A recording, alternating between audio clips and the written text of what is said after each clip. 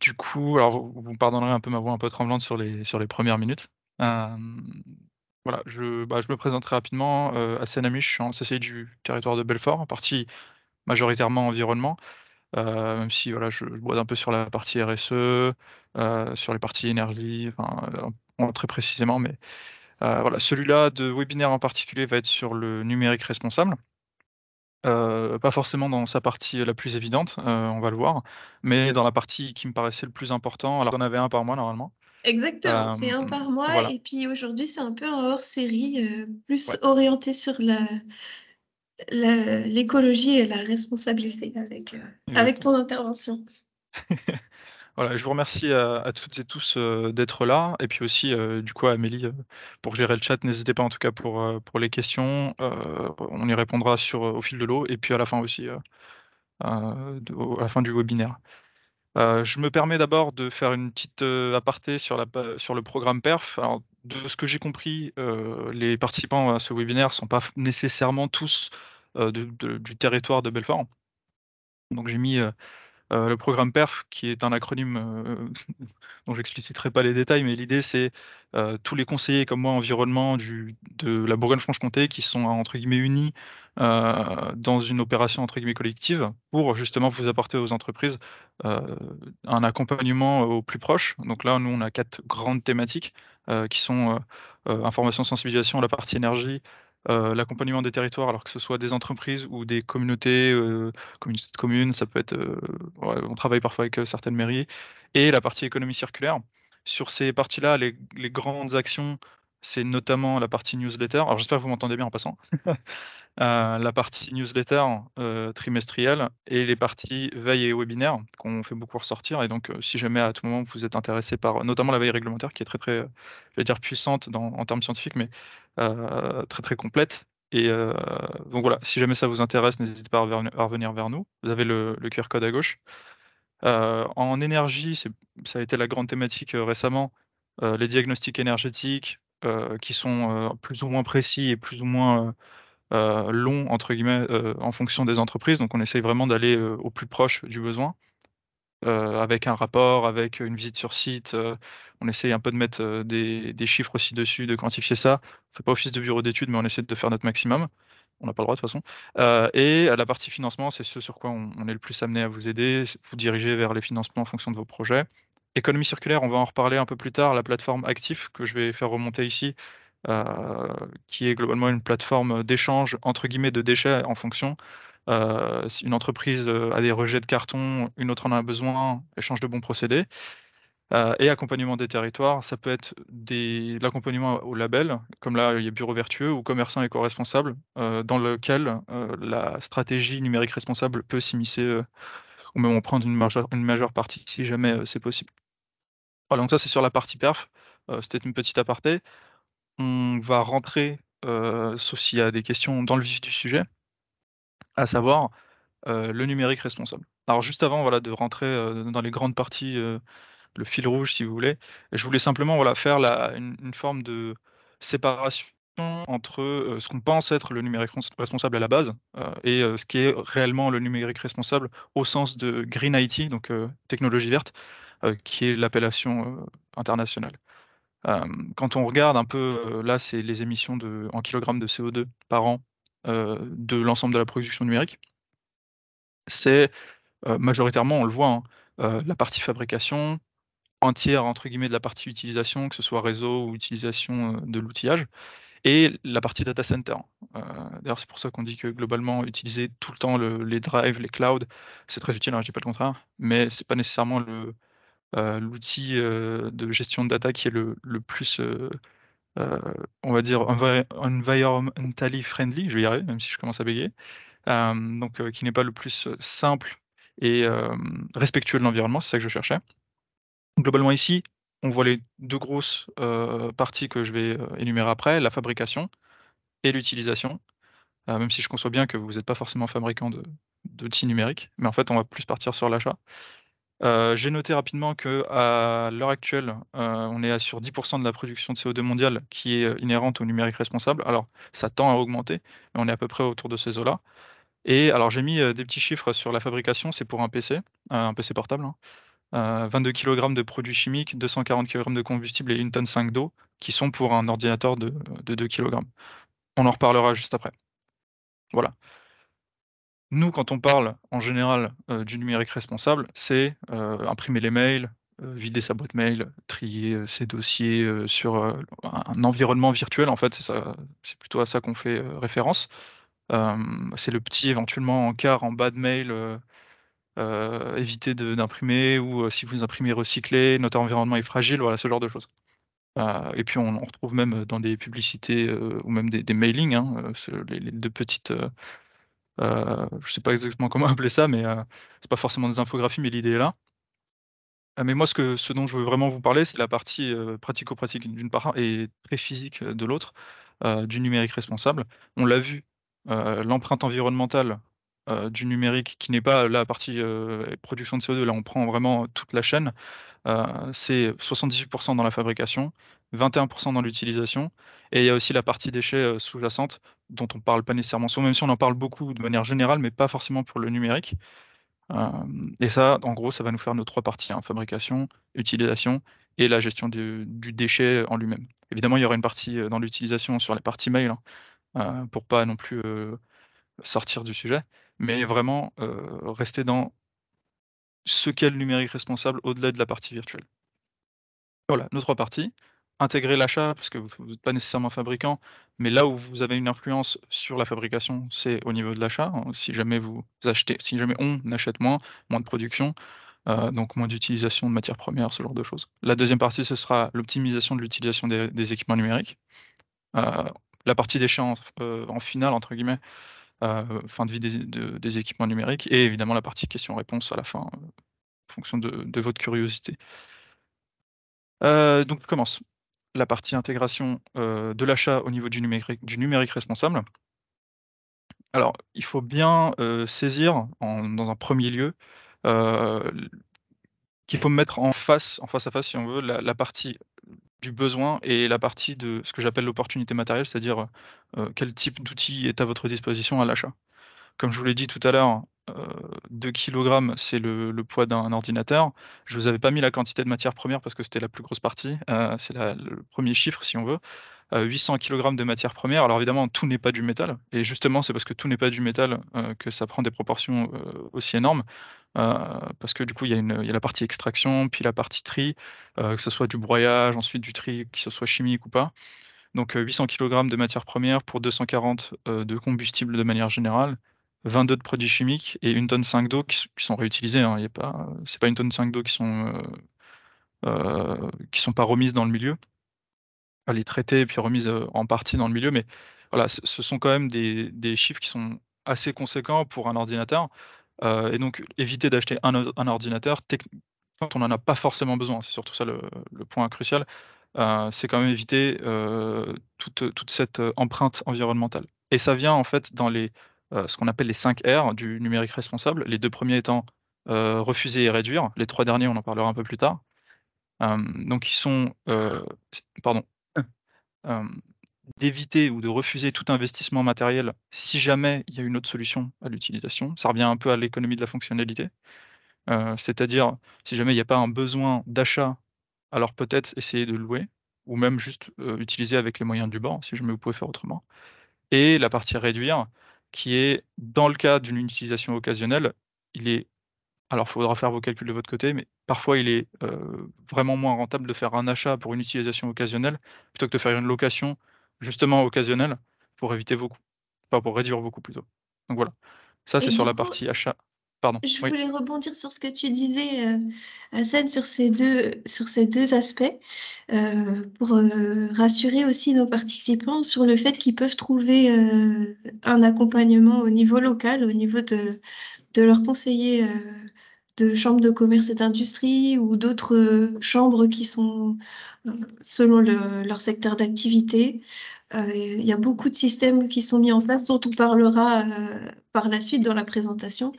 Mais quand tu dis, calculer ce qui est plus rentable, de louer tout ça, ils peuvent trouver un accompagnement justement sur ce genre de décision. Ça se fait pas exactement. 100% tout seul, vous n'êtes pas seul. Oui. Il y a des accompagnants pour vous aider et vous soutenir dans ces démarches. Exactement. Si typiquement, si vous voulez vous lancer dans une démarche, comme ça, l'une des premières étapes, c'est de faire une cartographie de vos besoins et du coup, de vos nécessités d'achat et ça, vous pouvez totalement aller voir un conseiller. Alors, vous pouvez voir un bureau d'études si vraiment vous voulez, vous pouvez aller voir vos conseillers CCI aussi, qui pourront faire cette 1re partie de la démarche avec vous, sans aucun souci. C'est notre travail en soi. Voilà. Merci Hassan. Non, merci à toi. Du coup là, on continue sur la partie, achat. Si jamais vous avez vraiment, notifié votre besoin comme étant, entre guillemets «crucial» ou vraiment un besoin à remplir et que vous avez besoin d'acheter, l'outil, quel qu'il soit, la deuxième option, si vous voulez, pour vraiment faire un achat responsable, c'est de regarder alors là, j'ai noté, l'indice de réparabilité.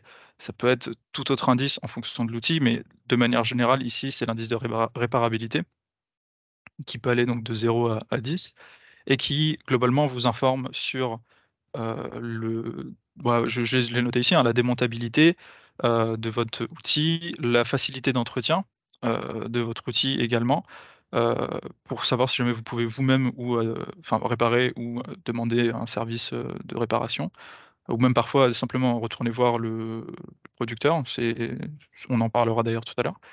Et c'est surtout là, le plus important, c'est, la facilité d'obtention des pièces détachées et sur la longueur aussi. C'est-à-dire vous pouvez évidemment si vous l'achetez qu'il est neuf, vous aurez les pièces détachées qui seront disponibles avec, sur une période de temps donnée. Mais est-ce que sur le long terme, ces pièces détachées resteront trouvables, pour assurer la réparation de votre outil?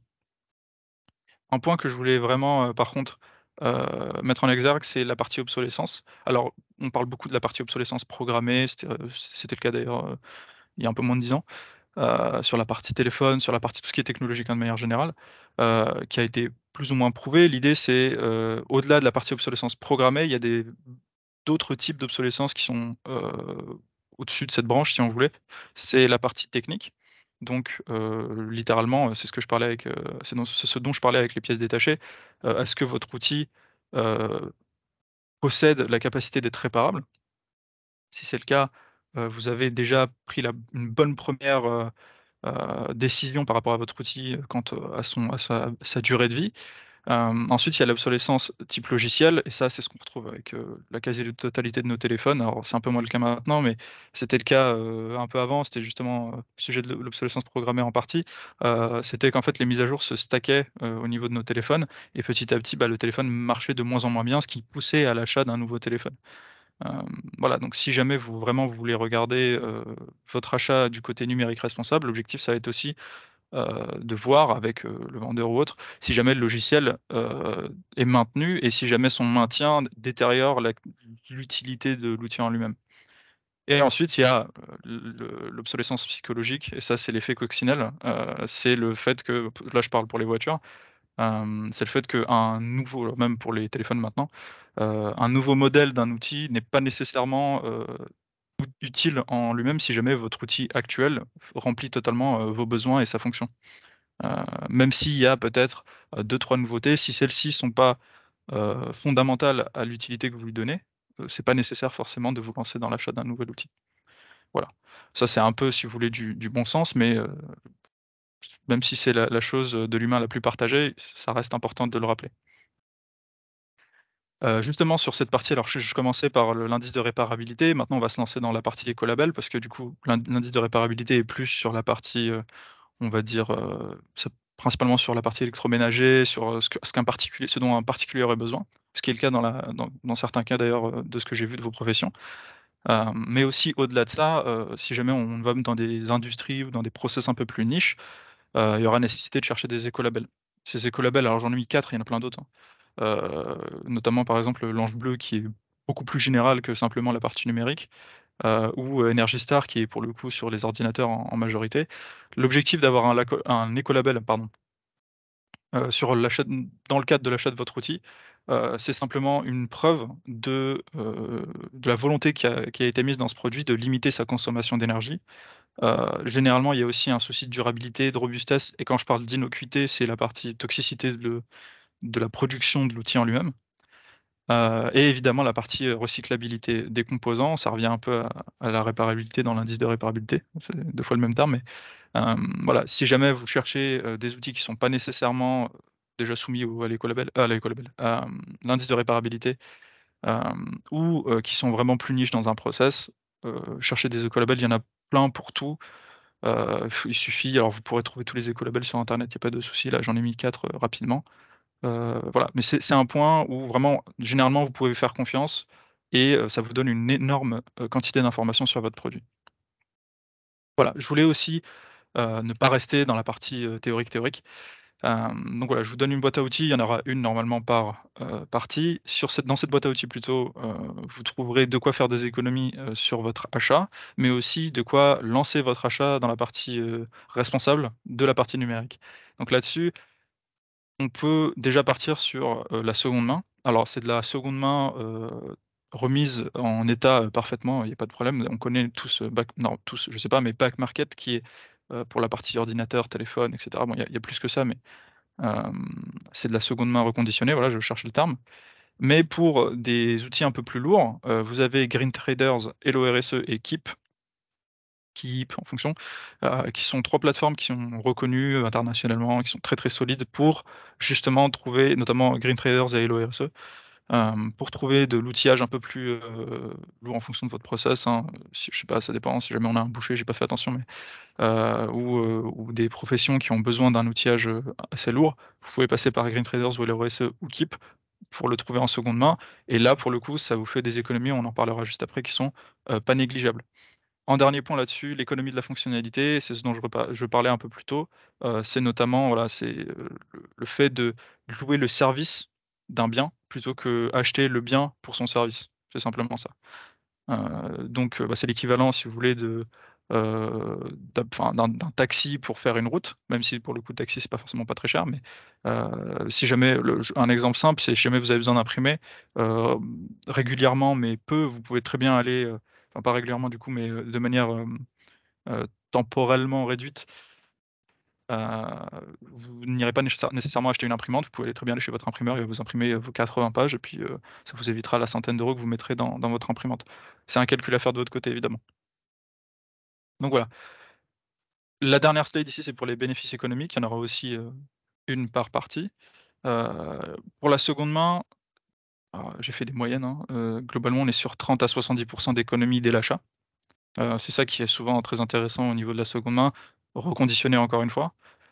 Et la raison pour laquelle, je fais forte, «pression» entre guillemets sur le point de l'achat numérique, au niveau de l'achat au niveau du numérique responsable, c'est parce que quand on regarde les écolabels ou l'indice de réparabilité, en moyenne un outil c'est 4, à 5, donc 4,5 en moyenne d'utilisation. Si jamais on part sur un achat avec, possibilité de réparation, avec, oh là je vais y arriver, disponibilité des pièces détachées. Heu, Vraiment sur le long terme, on passe quand même d'un outil de 4 à 5 ans à un outil qui va durer de 5 à 15 ans. Donc si jamais vous mettez en lien le coût d'achat, repris sur le nombre d'utilisations ou le nombre de jours sur 5 à 15 ans, heu, pour le coup, vous allez réduire, bah, par 3 par extension. Donc ça peut être très, très intéressant si vous trouvez votre outil, si vous avez bien, mis en corrélation votre besoin et l'opportunité. Voilà. Je tenais à vous mettre ça simplement pour, à titre d'information, juste avant de passer à la partie utilisation. Dans tous les cas, là, on va partir sur, la seconde partie qui est, l'utilisation et c'est là, globalement, on retombe un peu sur nos pattes, quant à ce qu'on connaît, de manière générale, du numérique responsable. Mmh. Donc, plutôt que simplement vous donner, des «pistes» entre guillemets d'optimisation de l'utilisation des équipements, on les connaît un peu tous, notamment, enfin, que ce soit sur les machines à laver, que ce soit sur votre PC, que ce soit sur votre téléphone. C'est globalement toutes les mêmes, si ce n'est, éteindre votre ordinateur, éteindre votre écran, éteindre la prise, enfin, appuyer sur le bouton de la prise pour désactiver la prise, éteindre vos lumières, ce genre de choses. Ça, c'est des économies d'énergie, c'est pour les lumières un peu moins du numérique, mais pour les ordinateurs, tout ça, c'est un peu du numérique responsable. Moi, ce que je vous conseille, notamment, si jamais vous voulez vous lancer dans une démarche de numérique responsable, c'est déjà de prendre un certain nombre de ce que moi j'ai appelé des indicateurs clés. Simplement, vous mettez ça sur, un carnet, et puis, vous remplissez sur, votre mois pour vous donner une information de ce que vous faites et ce qui est à faire, par extension. Là, en termes de KPI, donc Key Performance Indicators, indicateurs clés par extension, on peut trouver, des points un pourcentage de collaborateurs, qui ont suivi alors ça peut être, collaborateurs ou salariés ou partenaires en fonction de l'étendue de votre entreprise, hein. mais qui ont été sensibilisés par, une formation ou un MOOC. Alors un MOOC, c'est les petites formations, alors petites, c'est plusieurs heures, mais, sur internet.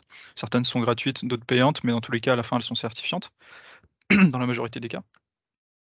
Donc, voilà, c'est le pourcentage de collaborateurs sensibilisés. Ça peut être de la formation au numérique responsable en dur, c'est-à-dire en présentiel avec des formations longues. Ça peut être, et là, c'est plus intéressant, la quantité de salariés ou d'agents, qui sont formés à la réparation, si jamais vous vous lancez dans des achats numériquement responsables. Et ou alors, pardon, ça peut être, un nombre d'actions de sensibilisation menées au sein de votre entreprise. Ça peut être tout et n'importe quoi. L'idée, c'est de vous lancer et ensuite de vous y tenir, selon un calendrier qui est le vôtre, mais simplement pour vous donner une marge de progression. C'est surtout ça l'important. Notamment, voilà, sur, là, c'est justement, ce dont je parlais plus tôt, la partie, gérer ses mails, gérer, son alors ses réseaux sociaux ou, le contenu de vos outils numériques. Ici aussi, quand vous aurez enfin je veux dire le PowerPoint, mais c'est pas un PowerPoint, mais du coup le PDF. En tout cas le support, sur chacune de ces petites vignettes, violettes, vous aurez un lien qui va vous emmener sur une page du Cyber World Cleanup Day, qui est une source d'information, phénoménale sur ce sujet-là. Alors le Cyber World Cleanup Day, c'est un jour en particulier, mais vous pouvez mettre cette démarche en place quand vous voulez. L'idée, c'est que sur chaque page, vous trouverez, une démarche, avec des étapes. Vous trouverez également un outil de communication de manière générale, un outil de sensibilisation. Heu, c'est vraiment, si vous voulez, le graal, de la partie, optimisation de l'utilisation de vos équipements numériques. L'objectif là-dedans, c'est pas nécessairement de faire le tour de tous vos réseaux sociaux, de tous vos mails et cetera. Simplement, voilà, de commencer quelque part, encore une fois, et de vous lancer. C'est généralement ce qui pose le plus problème dans les entreprises, parce qu'une fois qu'on est lancé, Heu, c'est pas trop difficile de continuer, mais la le plus c'est le premier pas, en fait. Et un premier pas vraiment, voulu, pas nécessairement un premier pas parce que vous avez écouté votre conseiller CCI. Hem, mais voilà, le site du Cyber World Cleanup Day, incroyable si jamais vous voulez vous lancer là-dedans. Au-delà de ça, voilà, c'est l'équivalent de la boîte à outils, si vous voulez. Il y a tout un tas de sites qui vont vous donner, des démarches, des bonnes pratiques. Là, notamment, je vous en ai mis 2, parce que c'est les plus connus et surtout les plus fiables. Alors je vais commencer de droite à gauche pour le coup. La partie gouvernementale, parce qu'eux aussi s'y sont mis, hein, au numérique responsable.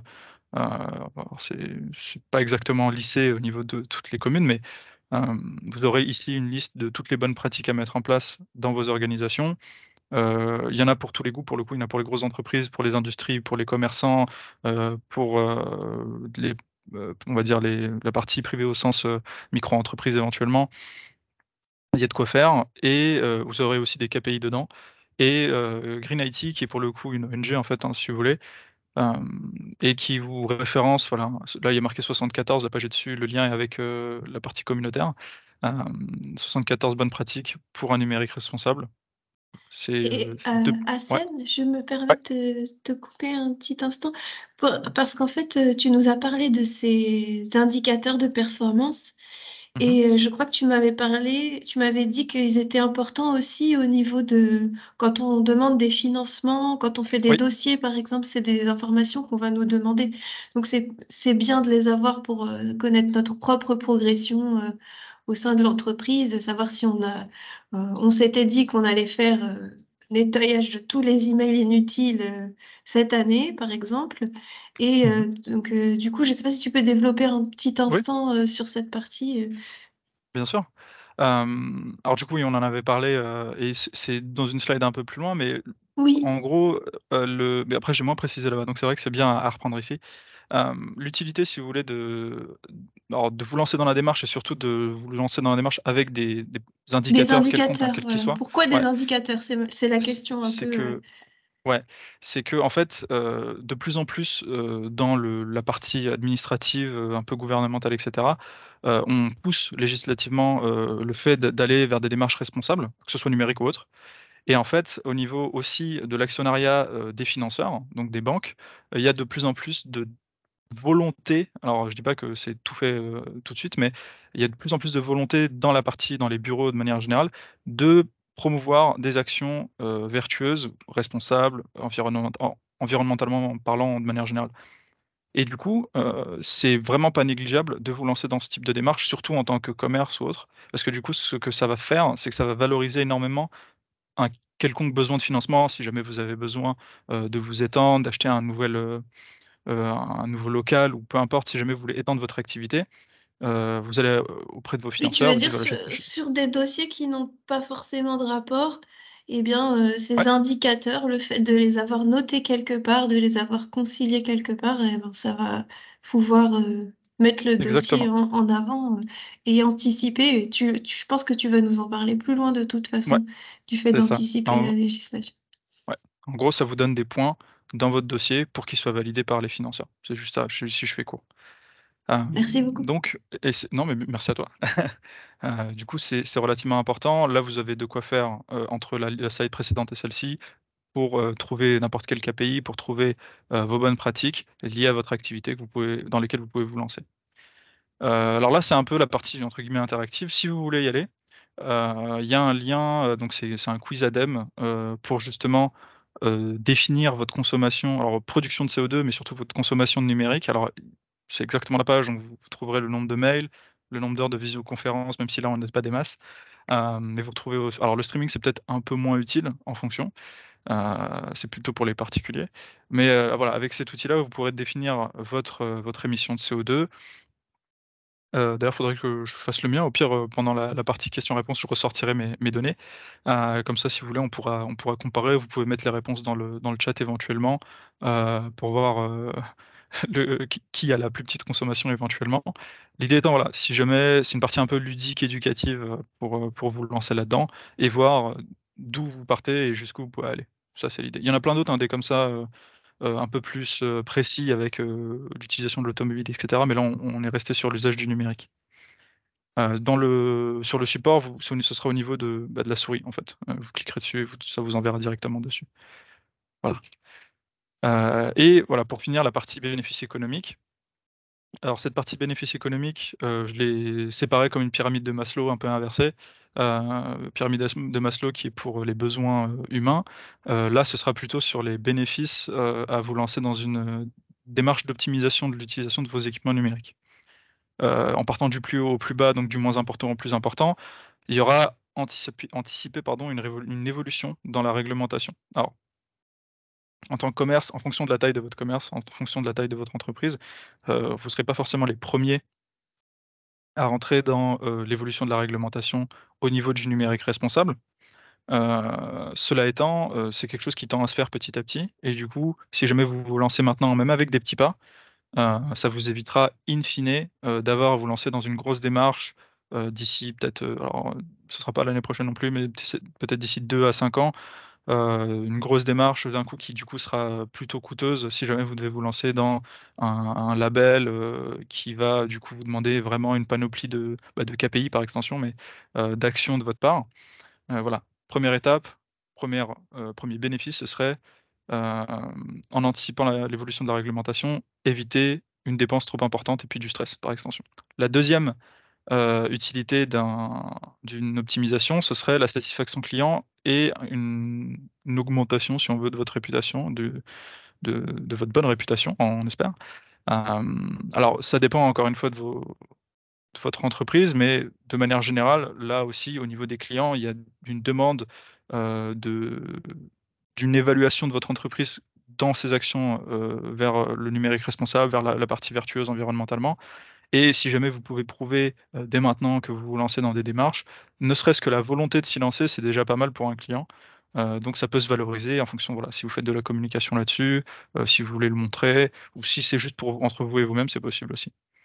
La troisième utilité évidente, c'est faire des économies. Alors, ça peut être faire des économies si jamais vous utilisez votre Drive, ou votre cloud en fonction, voilà, pour vos données. C'est un peu lié à la partie achat si on veut, parce que c'est toute une démarche, hein, entre la fabrication et l'utilisation. L'objectif, voilà, c'est de limiter au maximum vos dépenses, non essentielles et du coup, par extension ici, de faire attention à votre utilisation du numérique par rapport à votre, capacité financière surtout. C'est surtout le cas plutôt dans la partie tertiaire, dans les bureaux, où ça peut faire des économies substantielles, notamment les petites bonnes pratiques» entre guillemets. Et le dernier point, qui est le plus important, que je vais du coup rapidement expliciter ici, c'est la valorisation auprès des financeurs. Quand je vous disais que mettre en place des KPI, mettre en place votre démarche, la faire valoriser, que ce soit entre vous et vos clients ou entre vous et le financeur, c'est utile. C'est parce que du coup, dans les banques maintenant, il y a une forme d'obligation de se lancer dans un certain nombre de projets qui sont notés comme vertueux.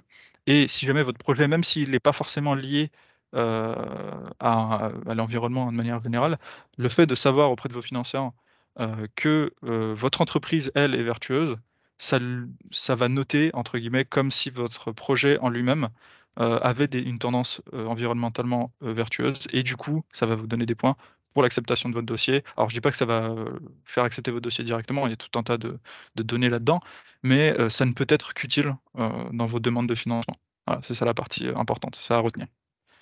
Voilà. Juste avant peut-être de passer, si jamais encore une fois il y a des questions, si j'ai été très clair, c'est parfait. Mais si jamais vous voulez garder vos questions pour plus tard, il y a pas de souci. S'il y en Merci. a, autant les sortir maintenant. Non, pour l'instant, on n'a pas de questions. Merci.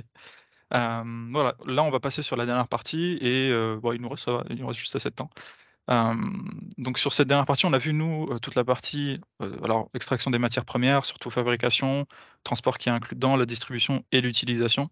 Comment optimiser tout ça dans le domaine du numérique responsable. Maintenant, on va gérer pour la fin de vie. Notamment, fin de vie au sens de déchets et fin de vie au sens post-déchets, recyclage et réutilisation. C'est ça l'important. Je vous en ai parlé tout à l'heure, on fait un peu un retour là-dessus. Les 5 R, du numérique responsable, les 2 premiers étant refuser et réduire. Les 3 derniers étant plus sur la fin de vie, donc c'est réparer, réutiliser et recycler, qui sont là aussi un peu du sens commun, puisque maintenant on en parle de plus en plus.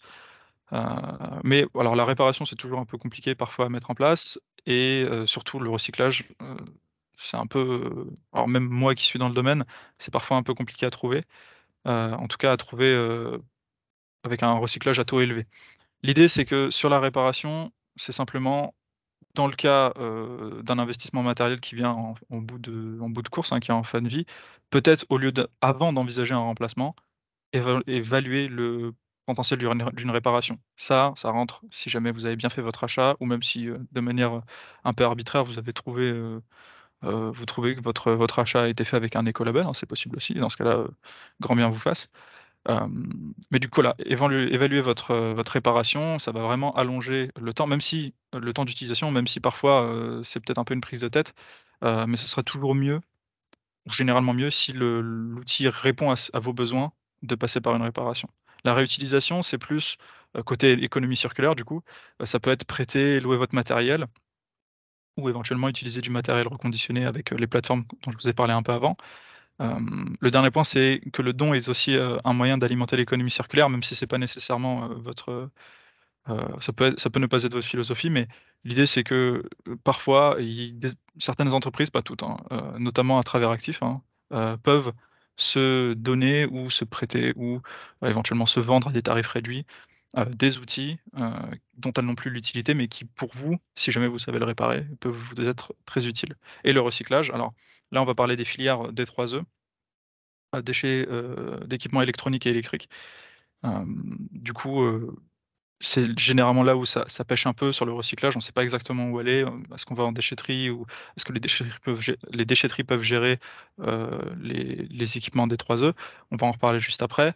Mais voilà, ces 3 R-là, ce sont les 3 à prendre en compte quand vous voulez, faire un plan de votre fin de vie pour vos équipements. Encore une fois, là, je reste sur du pratique, parce que rester dans la théorie, c'est pas forcément intéressant pour du commerce. Hem, Dans la gestion de fin de vie, de vos équipements, là aussi, vous pouvez prendre des indicateurs clés. Vous pouvez aussi trouver des bonnes pratiques, hein, c'est pas là n'est pas le souci, mais par exemple, maintenir un registre des déchets d'équipement, donc des 3E que vous avez et suite à ça, trouver, et essayer de noter le nombre d'équipements ou de biens informatiques que vous avez réorientés vers le réemploi, la réutilisation, éventuellement le don ou une vente. Ce qui est aussi, vertueux, hein. La vente d'un équipement, ça passe en seconde main, ça peut rentrer dans l'économie circulaire. Ça peut être le nombre d'équipements remis en état ou remis à niveau ou éventuellement, parfois c'est un peu plus simple, en fonction de là où vous vous lancez pour le recyclage, c'est le pourcentage en fonction de votre registre, des D3E que vous avez confiés à des organismes agréés pour la gestion de vos D3E. Alors, pour la gestion de vos D3E, il y a plein d'organismes différents. Justement, je vais vous en parler là. Ça peut être écosystème, donc c'est celui qui est alors le plus connu, je sais pas, mais celui que j'ai moi-même le plus utilisé avec, que ce soit les communes ou les entreprises. Hem, Globalement, leur objectif enfin, ils sont financés par l'écotaxe que vous avez sur l'achat de vos outils.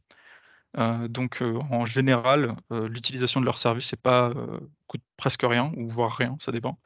On peut l'utiliser, on peut leur faire appel, que ce soit pour des gros chantiers, comme, des fins de fête, de ville, c'est là où j'étais moi, ou simplement, ça peut peut-être toucher la vente de gravats, je sais plus exactement. Si jamais vous avez ce type de déchets, parfois ça peut être utilisé par écosystème, même si c'est pas très D3E.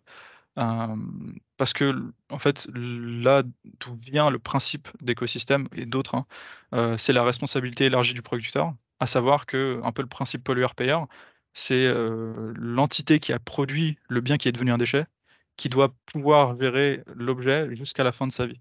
Et donc parfois, c'est c'est pas vraiment une infographie, hein, l'espèce de schéma que je vous ai mis là. Vous faites un achat, qui est un outil numérique, il vient en fin de vie, il est parfois, même souvent possible de le retourner au producteur pour que celui-ci puisse soit le réutiliser, soit le réparer éventuellement, c'est possible aussi. Ou en tout cas, vous lancer dans une démarche avec ce producteur pour limiter vous, vos contraintes par rapport à la fin de vie de votre équipement. Alors la responsabilité élargie du producteur, c'est notamment alors vous pouvez en profiter notamment alors là j'ai en tête, les plus connus pour les particuliers, typiquement Boulanger Darty, ou d'autres, vendeurs, hein, si jamais vous leur retournez vos biens, électriques et électroniques, il y a de grandes chances qu'ils puissent eux-mêmes le réparer puis vous le rendre, juste après. Moyennant finance éventuellement, mais, c'est là où vous pouvez vraiment en profiter. Écosystème, vous aurez le lien du coup, sur le support ou éventuellement vous pouvez très bien le chercher sur internet, c'est très, très connu. C'est pas uniquement sur la fin de vie des équipements, il y a aussi, sensibilisation, pour les adultes comme pour les enfants d'ailleurs. Donc c'est une plateforme un peu complète là-dessus. Et pour voilà, ouais, je ça me revient en tête, alors c'est un peu hors de là, mais ils ont une plateforme qui s'appelle Qui veut mes déchets? Pour vraiment si jamais vous avez des déchets qui sortent totalement de la partie des 3E. Ils peuvent vous mettre en contact avec des personnes qui peuvent gérer à moindre coût, financé aussi un peu par écosystème, vos déchets. Je dis ça notamment pour pardon, non c'est bon? Oui, j'ai mis le lien vers la plateforme sur OK. la conversation. Du coup voilà, je terminerai, c'est l'une des dernières slides. Je dis ça principalement, donc la gestion, de vos déchets par un organisme agréé comme, écosystème, ça vous permet de vous sortir entre guillemets du cadre d'un déplacement de vos outils jusqu'à la déchetterie. Alors parfois ça demande finance, donc parfois, au-delà du trajet, hein, vous aurez besoin de payer en fonction, pour l'utilisation de la déchetterie en tant que professionnel, en fonction de vos déchets. Parfois, ce ne sera pas nécessairement le cas. Cela étant, la prise en charge par l'organisme, c'est, vraiment, voilà, c'est ce que j'ai noté en dessous, c'est vraiment une idée de simplicité de gestion. Vous les appelez, ils viennent, ils prennent vos déchets, ils repartent. Tout va bien entre guillemets dans le meilleur des mondes et surtout, si jamais c'est possible, ils vous font part du fait que vos équipements peuvent être réparés, que ce soit par le producteur ou même par, eux-mêmes, par une filière de valorisation. Donc ça vous évite, souvent, toute la partie prise de tête autour de la fin de la fin de vie d'un équipement.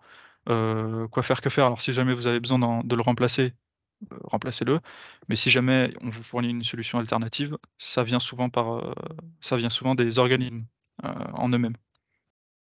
Voilà. Là, on passe sur la partie un peu, suite à toute la discussion qu'on a eue sur la partie numérique responsable. Je tenais quand même à dire, alors c'est un peu parce que c'est de mon domaine, du coup j'essaie de plug un peu, mais l'idée c'est que le numérique responsable, ça reste une part d'une démarche qui est bien plus large, dont on a donné enfin pour laquelle on a donné plein de noms, hein, développement durable, maintenant c'est la RSE, ça a changé de nom là d'ailleurs récemment, mais hem, les acronymes changent, la démarche reste la même. L'idée c'est de mettre en place toute une démarche qui intègre, la partie humaine, la partie, communauté, partie environnement éventuellement, même évidemment et la partie client consommateur dans l'ensemble de votre activité. Notamment là-dessus, alors j'avais, comme exemple, si jamais vous voulez vous lancer plus loin, éventuellement vous lancer dans une démarche de labellisation. C'est pas la première étape nécessairement, mais ça peut être une étape intéressante, notamment parce que le premier niveau, de votre, pardon, ça passe devant, le premier niveau, du label en lui-même est vraiment pas très difficile à avoir. Notamment, voilà, sachant qu'en plus c'est financé, je viens de le relire, mais c'est financé à hauteur de 5 000 € pour tout l'accompagnement à la labellisation. Ça inclut les frais, de labellisation en eux-mêmes et les frais si jamais vous avez besoin d'un bureau extérieur, même si vous pouvez tout faire tout seul, hein, il y a pas de souci, le niveau 1 est vraiment pas très compliqué. Globalement, vous avez une grille à remplir et une fois que vous avez rempli, c'est un tiers, hein, 1/3 des points, vous passez au niveau 1 et ensuite, à 80 des points, vous passez au niveau 2. Niveau 2 sont vraiment un peu plus, niche, mais le niveau 1 est très facile à obtenir du coup, avec quelques actions, bien placées. Et peut vous permettre justement d'accéder à toute la bonification au niveau relations, clients, niveau, réputation, niveau financeur aussi. Donc voilà, ça reste une première option. C'est pour la démarche, là aussi c'est pas trop complexe non plus. Je note en premier la partie parce que c'est généralement ce qui vous intrigue, les coûts mensuels du label au niveau 1, donc il faudra faire vos calculs derrière, mais c'est 42 €. Tout compris. C'est les coûts mensuels. La certification NR dont on parlera, est prise en charge par la subvention, mais je crois que c'est à hauteur de 150 € et puis c'est à peu près tout.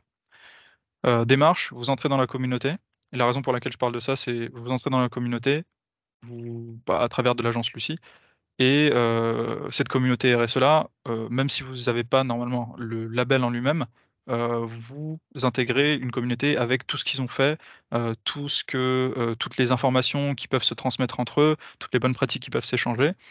Donc ça reste un plus, déjà non négligeable rien que là-dessus. Le label vous demande une formation à travers un MOOC, qui est gratuit donc certifiant et la certification NR si vous voulez vous lancer dedans. Alors le MOOC, je l'ai noté parce que c'est important, mis en place par l'Institut du numérique responsable, donc c'est pas juste un MOOC, qui vous donnera une information de surface et au final, auto-évaluation, préparation à l'audit. Les 2 dernières étapes, c'est l'audit en lui-même et ensuite votre engagement sur, la longue durée avec des audits à répétition pour vérifier votre, enfin l'état de votre démarche. Donc globalement, voilà, si jamais vous voulez vous lancer là-dedans, c'est partiellement financé ou totalement financé en fonction, mais c'est partiellement financé au moins. Et ça vous permet de vraiment de bonifier votre action, heu, sur la partie client et investisseur surtout. Voilà. Moi, j'ai fini là-dessus, sur ma partie, numérique responsable. Ça, ce sont mes coordonnées. Si jamais, alors je le note tout de suite parce que parfois c'est le cas, si jamais il y a des questions très précises sur votre domaine d'activité, qui tiennent ou pas du numérique responsable d'ailleurs, hein. Si jamais vous avez une question très précise, sur, qu'est-ce que je dois faire si jamais je suis dans telle industrie ou quelle action pourrait être intéressante, n'hésitez pas à venir me contacter, dès la fin de ce de ce webinaire, peut-être un peu plus tard, mais, aux coordonnées que vous avez ici, je c'est mon travail de vous répondre, il y a pas de souci, on fait ça, tous les jours. Donc, si jamais vous voulez lancer dans le long terme, je suis là aussi. Si jamais c'est pas forcément moi votre, conseiller de territoire, n'hésitez pas, lancez-vous. On est tous très compétents, il y en a qui sont beaucoup plus compétents que moi, donc, n'hésitez pas en tout cas. Et puis, si vous avez des questions, on peut vous mettre en relation avec quelqu'un de local, avec vos coordonnées. On peut vous rediriger vers votre intervenant local. Ici, à Seine et sur le territoire de Belfort, mais il y a son équivalent dans d'autres endroits. Donc, on a des personnes qui doivent nous quitter, mais qui remercient pour les informations. Et maintenant, je pense que je vais pouvoir arrêter l'enregistrement. Et si vous avez des questions, si vous souhaitez prendre la parole hors enregistrement, je vous invite à le faire.